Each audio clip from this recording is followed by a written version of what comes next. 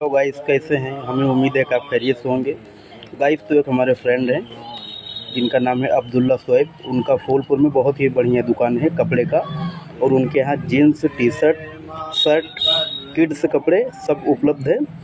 AR fashion hub दुकान का नाम है, AR फैशन हब, और नेहरू बाज़ार पोस्ट ऑफिस गली के सामने फूलपुर प्रयागराज। और उनका मोबाइल नंबर आपको स्क्रीन पे मिल जाएगा। तो गाइस आप लोग ज़रूर एक बार संपर्क करें, और उचित रेट पे कपड़े मिलेगा वहाँ पर।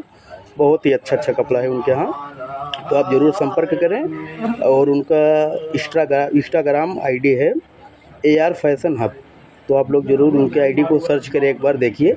और बहुत ही अच्छा कपड़ा मिलता है। अगर आप नज़दीकी से हैं या बाहर से हमारा वीडियो देखते हैं तो आप लोग ज़रूर एक बार संपर्क करें। प्रोफेसर अब्दुल्ला शोएब जो कि दुकान के मालिक हैं, और कपड़ा बहुत अच्छा है। आप लोग ज़रूर एक बार जाइए वहाँ पर, क्योंकि मैं ट्राई कर चुका हूँ उनके यहाँ से। तो गाइस फिर अगले ब्लॉग में मिलेंगे।